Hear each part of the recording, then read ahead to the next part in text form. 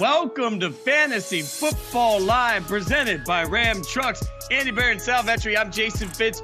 Week 6 is here, and I am excited to get the stink of Week 5 off of all of us. I'd like to tell y'all that it's getting easier, but I'm not sure it is. Andy, how are we feeling? Like, I like to always gauge as we get into Thursdays. Are we feeling good? You feeling, got that little joy down in the heart? I'm feeling good. We're kind of down in the muck last week, and I had some terrible lineups. We were talking about it on FFL on Sunday, and some of those lineups came through. And there's nothing like just starting some waiver trash and getting a big week from them and getting some wins. So I'm feeling good. I'm kind of fired up going into Week 6. Sal, explain to me what I'm doing. See, here's my reality, and I don't know, because you all are the experts. Maybe you've lived this before. But here's the thing. I'm helping my friends. My friends are asking me all the time, should I start this guy, sit this? And my friends are all in first place in their respective leagues, while I'm getting my butt kicked. Like, Sal, I don't know what I'm supposed to do. Like, apparently I'm only good at helping other people, and my own leagues are just going to be trash. Yeah, I mean, at least you still have some friends. That's the positive news. Like, if it was the other way around, you might not have friends anymore. So I might take that if I was you. Yeah, it's not going to get any easier, Fitz. I'm sorry. I'm looking at the injury reports right now. It seems like a dozen starting running backs are either not practicing still and we're through Thursday, or limited. Even more wide receivers at this point. I think tomorrow's injury report might be the most important of the entire season. All right, so you got 4 teams on bye. You got more London football, because who didn't want that? You've got all the questions. We're going to get them answered. If you got questions, drop them in the YouTube chat. We will answer some of those as we go. You can also use the hashtag AskFFL. And we are here on Thursday because it is time for Thursday Night Football. And we have a juicy matchup. We got the 49ers and Seahawks. Even when I try and use the word juicy, I still don't like it. San Francisco taking on Seattle at this point. San Francisco, a 3.5-point favorite. The over-under on this one, 49. So they're expecting a lot of points for Thursday Night Football in Seattle. Let's get to players to watch. Sal, somebody you've got your eye on. Yeah, I got my eye on the Seattle Seahawks running back Kenneth Walker, who since returning from injury a few weeks back, he's seen 64% of the backfield snaps, and he's handled 17 of 21 carries. So there's no concerns about this injury. He's over it. There's no concerns about Zach Charbonnet. He's back to being, well, just a backup behind Kenneth Walker. But more importantly for me, what I'm looking at is his receiving game usage the past 2 weeks. He's ran 30 or more routes in back-to-back games. That he's only ever done that heading into this year one time. So Ryan Grubb, the new play caller, is using him. He said in the offseason he wants to use him as a pass catcher. People laughed at that. It's happening right now because Walker has 13 targets and 11 catches the last 2 games. That makes him a game flow independent back. When they get down in games like last week against the Giants, he can still come through with a fantasy performance that is worthy of being in your lineup. So Kenneth Walker, I'm watching what he could do on a short week tonight. I love Kenneth Walker III. He is the type of running back that saves the running game over and over and over again. Anytime he gets publicity, I'm happy. When I talk players to watch, I'll give you a name that sort of doesn't get enough love sometimes. That's Tyler Lockett. And look, I usually am the guy that sits here and says they're going to run the ball on Thursday Night Football. I don't know that that's really going to be the path for Seattle if they want to win this game. They got 2 great wide receivers, we all know, in Jackson Smith and Jigba and DK. But the fact is, Tyler Lockett's his targets are up. He has 23 targets over the last 3 games. He's getting usage. There will be opportunity. And this is one of those things where I trust the 49ers defense on so many levels that I'm not sure 1v1 is going to be good or 2v2 is going to be good. So Lockett's going to have real opportunities while they try and shut down the other guys to get a sneaky touchdown here. I don't think Lockett comes away with 13 catches, 100 yards. I think Lockett comes away with a couple of big catches, and one of them could be a touchdown, which makes him a player to watch in this heated matchup. Andy Behrens, who do you have your eye on? Oh, yeah, for me, it's Jordan Mason. He has not yet missed this season. In his worst game this year, he still has 88 scrimmage yards. Mason is averaging 107.2 rushing yards per game, 5.1 per carry. He leads all running backs in missed tackles forced on his rush attempts, and he leads all running backs in runs of 10-plus yards. He's also averaging 3.24 yards after contact per PFF. That is a terrific rate for someone with this sort of volume.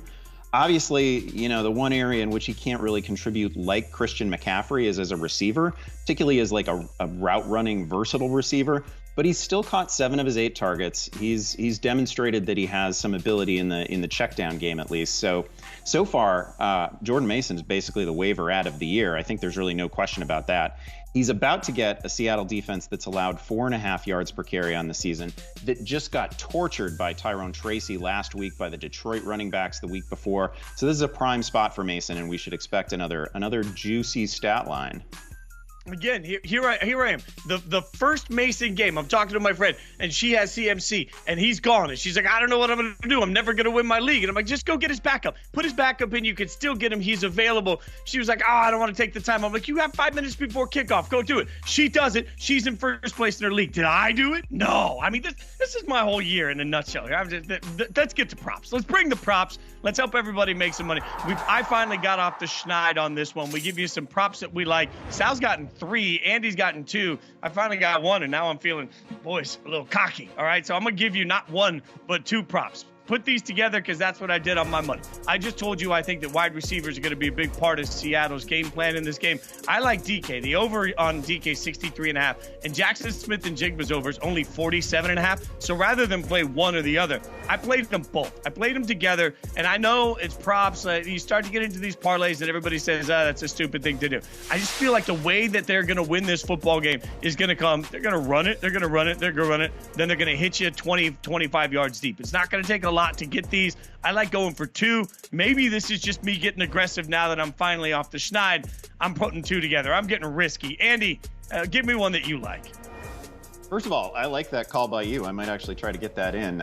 We're talking about a Seattle offense that actually leads the league in pass attempts right now. That is the lane that you want to stay in if you're betting this at all. But honestly, for me, I'm looking at a weird rushing prop. Why am I looking at a weird rushing prop? Because I hit on a weird rushing prop last week with Baker Mayfield, and now I'm like the hottest guy in the prop game, basically. So give me Gino Smith over 13.5 rushing yards. He's run for 110 yards in his last 2 games. He has crushed this total each time. When you force him into scramble mode, which I think the Niners can do, he'll go and get a few yards for you. Smith cleared this total against San Francisco last year pretty comfortably. He's averaging 18 rushing yards per game over the last 3 seasons. Not going to try to tell you that Gino Smith is some dual threat guy in the Lamar Jackson, Josh Allen mold. But Gino's an opportunistic runner, and he's done some damage on the ground this year. He's done it recently. I'm pretty confident I'm picking up a 3rd straight win here. Oh, look at this, like quarterback rushing props. I get the same joy for those that you get out of kicker props. All right, Sal, give us what you got your eyes on. Yeah, I'm staying with Gino Smith here, and I'm looking at his pass attempts. I'm going under 37 pass attempts. I think this is down to 36.5 in some spots. I still like that. I really like this play. 37, 36.5, whatever it is a massive play or a massive number, especially for a short week, especially when you're going up against the 49ers' top 5 pass rush so far this season.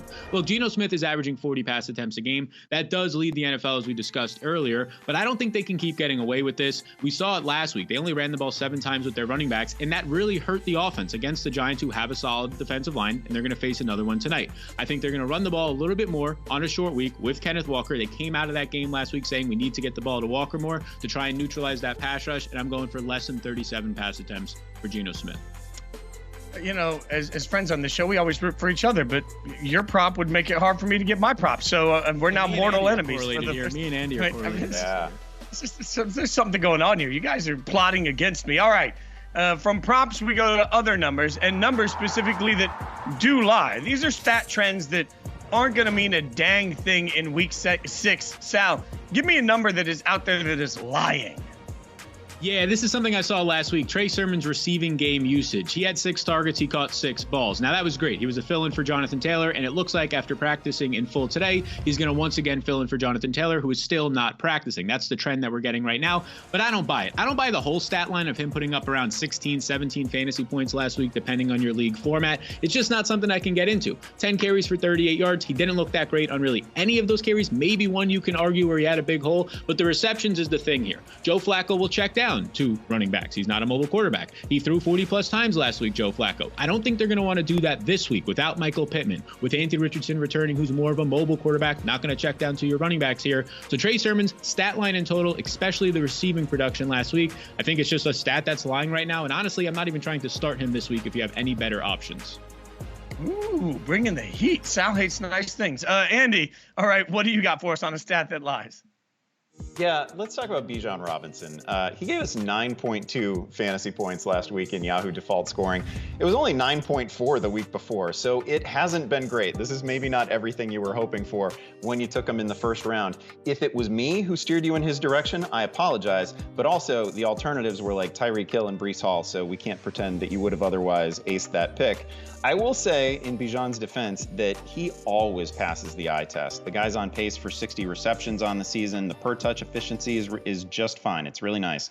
This week, we get a stellar matchup for him. It's Carolina, the defense that is allowing the most fantasy points to opposing running backs. In each of the last 2 weeks against the Bears and the Bengals, this defense has actually allowed multiple backs to post big fantasy days, huge fantasy totals. Bijan should benefit in this one from positive game script. His team is a 6-point favorite. After a week in which Kirk Cousins attempted, 58 passes, I think he'll be allowed to preserve that arm a little bit. We're going to get a huge day from Bijan, huge day from Algier in all likelihood. So we have a big one coming. Don't sweat last week's dud.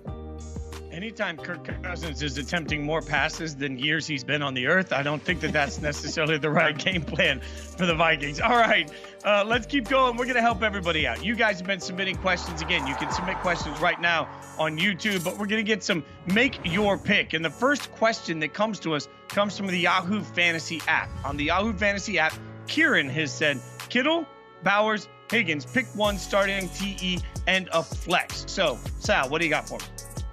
Yes, right away, I want to be starting T. Higgins here. I mean, Joe Burrow and this Bengals offense, the last 3 weeks, they've looked awesome. That's exactly the time that T. Higgins returned from his injury, his hamstring injury. And over that stretch, he leads the team ahead of Jamar Chase with a 27% target share. He's looked really good out there. The performances have kind of built upon themselves in fantasy. It's trending up fantasy point-wise and also usage. So I want to start him either way. So now it comes down to your tight end position. You got 2 top 5 tight ends here. You can't go wrong at all. I'm going to lean with George Kittle here. I just have more confidence in Brock Purdy, this 49ers offense, getting downfield, sustaining drives, getting to the red zone, as opposed to Brock Bowers, who there's not going to be Adams, there might not be Jacoby Myers, and defenses can really focus on Bowers. So give me T. Higgins, and then in your tight end spot, I'll go Kittle. You mean you don't trust the juggernaut known as Aiden O'Connell at quarterback? All right.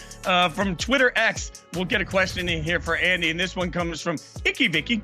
Says, #AskFFL, McLaurin, Diggs, DJ Moore, Josh Downs, Devontae Smith. I need 3 for a PPR. What do you think?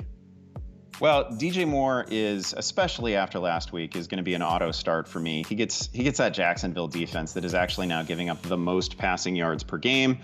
You saw him click with Caleb Williams last week, so I think DJ Moore is an easy one. Steph Diggs, to me, also an easy one, especially with Nico Collins out, going to miss multiple weeks. Diggs is going to have a nice little runway here, so I'm going there. It's really, this one comes down to Devontae Smith and Terry McLaurin, and I don't know how you can pass on Terry McLaurin, so I'm going to play him as well. McLaurin gets to face Baltimore, and Baltimore allows the second most passing yards per game, over 8 yards per attempt. Another fabulous matchup. Another just screaming reminder that coordinators matter in NFL success, because that Baltimore defense is not what it was last year. All right, fun names matter when you're trying to get in on this conversation. So this one you have to sort of bark. Dark Side Dogs comes in and says, Smith and Jigba, Bowers or McBride, which one to start? Sal, I can't bark your name. It's not a barkable name. What do you think? Yeah, if I can only start one here, I'm actually going to go with the tight end, Trey McBride. Trey McBride's going to get, I think, an awesome matchup this week. He's facing the Green Bay Packers. Their linebackers coming into the season were a little bit questionable and suspect. Speed was a concern for them, especially in coverage. We saw that right away week 1 against the Philadelphia Eagles, and I think it's still an issue. Trey McBride, one of the most athletic tight ends in the league. He's coming off of a week where he returned from an injury, a concussion, and immediately saw a 31% target share. I like his odds in this game against Green Bay, who allows the 4th most production to tight ends. Another question in here coming from Jace Dowell, which sounds like either a quarterback or a really cool country singer. Evans, Reed, Moore, Higgins, which one sits? Andy Behrens, who sits for Jace? You know, the first thing I want to say is we've taken a couple of questions in this segment already where people have like a Kittle Bowers choice or a Bowers McBride choice. Man, you got to go to the trade market. Somebody is desperate for one of those guys. That's crazy. With regard to this question, this may feel a little weird. We're not accustomed to sitting Mike Evans. we generally need to sit Mike Evans in Marshawn Lattimore week, and that's what we're in right now. The Lattimore-Evans rivalry is great. It goes back many years. They almost always get in a fight. It's really fun, but Mike Evans almost always finishes with like 2 or 3 catches for 35 yards in a very quiet week, so he goes to the bench for me. We're going to get a question in here from YouTube, and it comes from Ryan Burns. I do want to shout out, we see these YouTube comments coming in. I do want to shout out Daryl Green, who pointed out hashtag not the Daryl Green, which answered my question from last week. Really needed to know that. Appreciate you chiming in on that. Ryan Burns says, need one for my flex. Shakir, Eckler, Lockett, or Bigsby. Sal, what do you think? Shakir, Eckler, Lockett, Bigsby. Yeah, I'm going to go with Tyler Lockett tonight. There's some question marks around some of those other players in terms of Austin Eckler, what's happening with Bijan Robinson not practicing. Shakir is not practicing right now, so I'll take Tyler Lockett tonight. I think you're going to get a situation where there's no Charvarius Ward. That's going to help all the Seattle wide receivers, so give me Lockett. Ooh, let's get a quarterback question in here for tonight. DY, hashtag AskFFL. Would you start Fields or Purdy? Need to make a choice before game time. Andy, what are you doing? Yeah, I'd go Purdy against I know people are always reluctant to start to get the quarterback position out of the way on Thursday night, but man, we got a good weather game here. We got a couple of banged up defenses. There's a pretty good chance we get a lot of points in this one. And obviously you've got a full receiving room for San Francisco right now. So I think the setup for Purdy is excellent. Would you go Purdy or Gino for tonight if you had both of them? Sal, I didn't point out who I was asking. I guess I'll ask either of you. Would you go Purdy or Gino? First of all, it is wild that Gino Smith is still your passing yardage leader on the year. He leads the NFL in attempts, completions, yards. This is a crazy Gino season. He's also only thrown one touchdown pass each week. This would be a slight lean to Purdy for me, but it's kind of immaterial. I think they're both top 12 options. Sal, you good with that call? I'd go Purdy as well. I'm going to go Purdy as well because I just really think we might see a Gino comes down to earth and throws 30 times flat in this game. I think they really want to establish a running game tonight. All right, let's establish the injury report as everybody got all eyes on who's not available, which feels like it's half the NFL at this point. So we've got some did not practices from today that are significant. Ramondre Stevenson with the foot, Jonathan Taylor with the ankle, not even spotted at practice today. Malik Neighbors still in concussion protocol. We asked last week if he'd be back for last weekend's game. That didn't happen. James Cook did some work on the side, has an extra day with Monday Night Football. Let's stick with that Monday Night Football portion of this. What do you do, Sal, if you're sitting here and you got James Cook? Do you risk it going into knowing that you won't get that answer and you don't really have anything you can do if he can't play? Yeah, luckily, if he can't play, and it's kind of trending in that direction right now, is a pretty weird way that he landed getting tackled out of bounds. I think you have multiple options. There's a decent chance either Ty Johnson or Ray Davis are available in your league, even at that point. Right now, though, as you're watching this, go ahead and check. Maybe you can drop somebody. You have a backup tight end that you don't need or a quarterback along those lines just to have a security piece. I think Ray Davis will be the popular play, maybe more of a goal line back for them. But I think they like Ty Johnson, and I think Ty Johnson is somebody that's going to be more of a pass-catching weapon for them. They don't have some players in this game. If they don't have James Cook, maybe not Khalil Shakur is not practicing. Ty Johnson could be a sneaky fill-in if James Cook is out. All right, let's turn to our fantasy game changers for this week. Powered by Ram Trucks, where we identify some of the most impactful players in one of the top fantasy matchups on the schedule. We're taking a look at Cardinals and Packers, which is at Lambeau and feels like it could be points galore in the early slate Sunday. Over-under on this, a little soft to me, 47.5. That felt a little light. Packers favored by 5.5. So when I say a fantasy game changer, Andy Behrens, who comes to mind? Oh yeah, for me this is Trey McBride. He was this close to a huge fantasy performance last week. He let a touchdown slip away. I get it. Still, he was targeted 9 times. He caught 6 of those. He has not seen fewer than 6 opportunities in any game this season, which you probably can't say about many other tight ends, right? It's been a bleak year at that position. Let's just remember that McBride was a target magnet in the second half last year. He averaged 8.5 per week.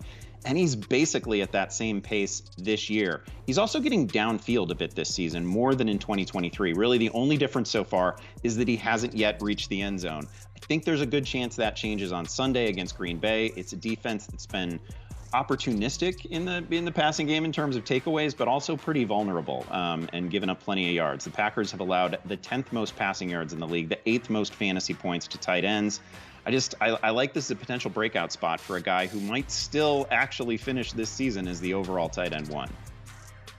I like that call by you a lot. I'm going to be predictable here because I think I say his name about twice a show. Josh Jacobs to me, and look, this comes down to a lack of trust that I have in the way Jordan Love is playing quarterback right now. And so, we got to look at the up and down that comes with Jordan Love. Like Jordan giveth and Jordan taketh away. How do you calm down a quarterback that so far might just be inconsistent in a passing game that thought they'd be able to put up big numbers? You run the football well. And the Packers are going to be committed to this. And if you look at Matt LaFleur's offenses in the past, he will commit to a running back that wants to take the majority of the workload. So I don't think it's an accident, that we're coming off a game with 19 carries, 73 yards, and a touchdown. I know that there hasn't been a big breakout run where you're saying, oh my God, Josh Jacobs is a beast. But I'm telling you, it's there. And frankly, with what he can do out of the backfield, I just feel like whether it's catching the ball, whether it's running the football, Josh is going to be a bigger part of this game as the game plan, as your season goes on. So I'm all in on Josh Jacobs. Sal, what do you got? Yeah, I'm going back to the well with Dontayvion Wicks, the Green Bay Packers wide receiver. But a lot of people were calling him one of the most popular and creative and interesting waiver wire ads in years. Not even on this year, in years last week. And he had the matchup against the Rams. It was the best matchup for wide receivers entering last week. There was no Christian Watson. There was no Romeo Doubs who got suspended. Everything was going to be fueling up for a breakout for Wicks until it didn't happen. He had 2 catches, 20 yards on 7 targets in that game. He had another at least 1, maybe even 2, depending on what you want to call a drop in that game, and it's just been a worrisome season so far for Dontayvion Wicks. But the big thing here is he continues to get open. The drops seem to be more of a mental thing at this point because all of last year that wasn't an issue. He was making fantastic catches, and I think we do have to put some of this, as Fitz alluded to earlier, on Jordan Love. He's only completing he ranks 28th in completion percentage from a clean pocket this year. Of course, there's the knee injury that might be factoring into this, but Dontayvion Wicks, as of right now, is getting another nice matchup against the Cardinals, who allow the 5th most receiving yards per play. I'm going back to him. The one thing to watch, though, Christian Watson is practicing limited this week. The Packers do this. They let their guys practice limited, and then they usually sit them out another week. So be sure that he's not playing this week. If he's not, I think you can get a game changer in Wicks here. All right. It is time to make some bold predictions. Now, these are bold predictions, and I just want to say one more time, bold predictions. I might be throwing a little bit of shade at one Andy Behrens, who uses bold predictions to give a could be, might could, out of like 4 different scenarios of softness. So Andy, I am going to you first here, and we are going to hear something bold, something courageous, something that absolutely blows the mind as a fantasy prediction, and it is. All right. Well, I was going to go a little less bold, but I'll try to not be hedgy here, and I will say that Caleb Williams is giving us a top 3 fantasy week at quarterback. This is a feat that he came close to last week. He was just outside the top 5. Caleb has made just obvious progress, right? He's gone over 300 yards in 2 of his last 3 games. He's coming off a game in which he averaged 10.5 yards per pass attempt. Connected on a couple of deep shots in week 5, which has obviously been an issue to this point in the season, so that was good to see. He's on a roll heading into the London game. He's facing a Jacksonville defense that ranks dead last against the pass. Jacksonville has allowed 8.1 yards per attempt, about 288 passing yards per game, 10 passing touchdowns. They don't have an interception yet this season, so not very opportunistic. Williams has been a pretty smart, opportunistic runner this season too. Had a rushing score negated by penalty last week. That was a little disappointing, but that is an element to his game. The number 1 overall pick, playing pretty well. That's a tough scene for the haters and losers, Fitz, and he should continue thriving against a pretty user-friendly defense. I like this. See, that felt bold. That's a proclamation. Oh, good. All right. I'm going to give you layers to my proclamation, all right? Because we all know that the Cleveland Browns offense has been an abject disaster. But my bold prediction is we are about to have one of those games from Amari Cooper. And when I mean one of those games, let's remember that Amari is the type of wide receiver that will burn you for 250 one day and then only have 10 yards the next, right? We all know that inconsistency is one thing that is consistent from Amari Cooper. And this week, with all the trade rumors and all of the chaos going out in Cleveland, what you're going to get a focused Amari. And when you get a focused Amari, boy, it's hard to stop, right? Like Amari's going to come out and he's going to have a hoss of a game. Now, why is he going to have a hoss of a game? Because this is the week. Finally, when the wheels are just absolutely falling off at some point in this game, Deshaun Watson is going to get benched. This is how you do a bold prediction. Jameis Winston is going to come in, and Jameis Winston is just going to start heaving the football down the field, heaving them 50-50 balls up. Amari Cooper is going to go off in this one. Now, the Browns going to lose, and Monday we're going to be talking about how much Deshaun sucks. But we are not going to be talking about Amari in that way, and Jameis Winston is going to take the quarterback position over this Sunday. That That's how you do bold. Sal, follow that. Give me something beefy.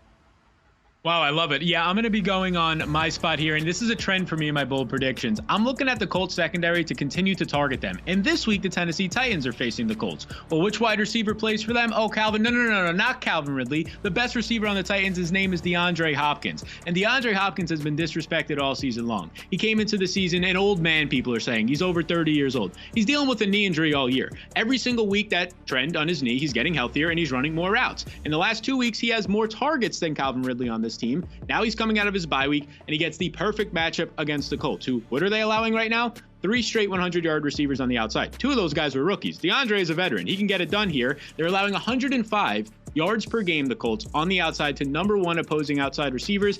I think that's going to be DeAndre Hopkins this week. I have him going for over 120 yards on the week. It will be a season high, the most yards that he's had in nearly 3 seasons. DeAndre Hopkins breaks out coming out of his bye week.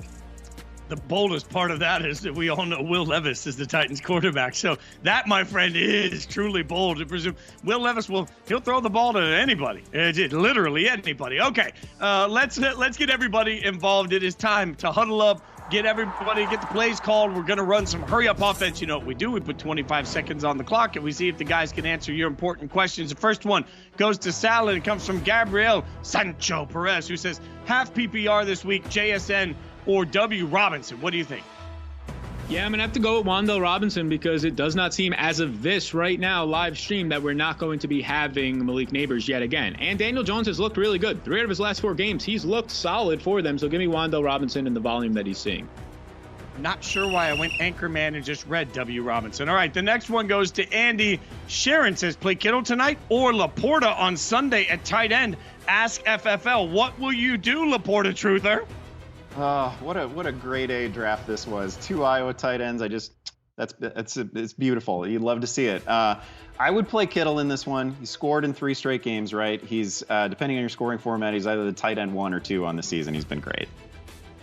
Oh, look at that, with time to spare. Okay, the next question comes from Paul Frampton. No update on whether or not he's related to Peter. Which one of these do I sit? Jaden Reed, DK Metcalf, DJ Moore, or Garrett Wilson? Half PPR. What do you think, Sal? This sounds crazy because Garrett Wilson just had 22 targets, but out of these options, I'm sitting Garrett Wilson here. I think on their Monday night game against the Bills, you might get a little bit more of a running game from Breece Hall based on the matchup, and I don't think 5 days is enough to get a whole new play calling in with their new coaching staff.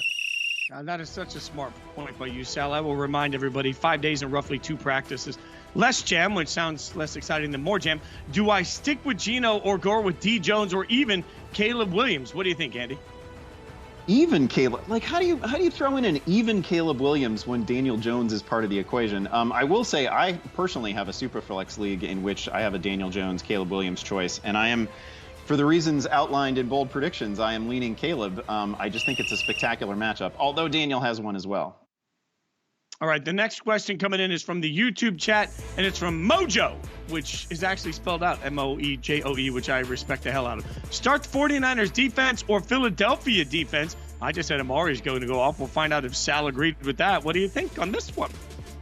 Yeah, I'm going Philadelphia defense out of the bye. I think Amari Cooper can go off. I think Amari Cooper for you, Fitz, can have 2 touchdowns, and it's not going to affect the defense's scoring that much. They're 10-point favorites at home out of the bye, and like we've been alluding to, Deshaun Watson has not been good. I think that's going to come to fruition again this week.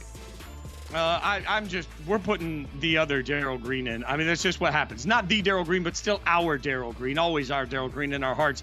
Asks on the YouTube channel, Trey Surman, Zach Moss, Adonai Mitchell, Devin Singletary, full PPR. Andy again. Surman, Moss, Mitchell, Singletary. What do you think? How many am I actually starting? Am I just starting 1? We're going to go with 1. Yeah. Okay, if I'm just starting 1, I'm going to lean, and I don't know about Moss or his health. We feel the same way about Singletary. I'm going to go Surman here. Missed a practice to start the week, was good today, and probably going to get something close to a full workload. All right, Brian Burke comes in on the next one. Brian Burke asking us, and I love the wording here, kind of sort of thinking about starting Bucky Irving over Trey Surman in a bye week crunch at RB2. Ciao. I mean, it's just the ciao and the kind of sort of Sal. This is just, I think I want to party with Brian. What do you got? Yeah, I'm down for that party as well. Look, this Andy just said he wants to start Surman. I get the question about the guy that I don't believe in this week. This is a tough spot, but yeah, I'm going to go Bucky Irving. He's just more explosive to me. If Surman doesn't find the end zone, I don't know if he tops 5 points. All right, we'll get one more in. Andy Behrens, you get the last one. It's from Jay Aaron. who says, my 9-time diamond level flex expert mind has Indy defense and Chargers defense, leaning Chargers versus Denver, or would best play be Indy against Tennessee? Ask FFL. Andy Behrens.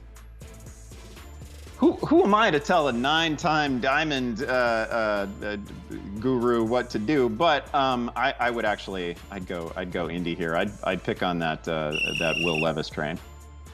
I mean, also just humble brag, 9-time diamond level expert flex. I mean, I'm in for all of that. I'm in for you guys hanging out with us. Remember, we've got football early on Sunday. So we got the Bears and the Jacks from London. That kickoff's 9:30 a.m. Eastern. So this is the weekly reminder on these early games. Get your lineup set Saturday night while you're out partying. It's okay. 9:30 a.m. Eastern. And then make sure after everything's set, come hang out with us. We'll be back from noon to 1 as we are every single Sunday with the latest, greatest info on all the injuries, all the expertise you could possibly need. We make sure that your rosters are set. On behalf of everybody behind the scenes that works their tails off to make this show happen, Andy Behrens, Sal Vetri, I'm Jason Fitz. We appreciate you hanging out with us. Thanks for watching Fantasy Football Live, presented by Ram Trucks.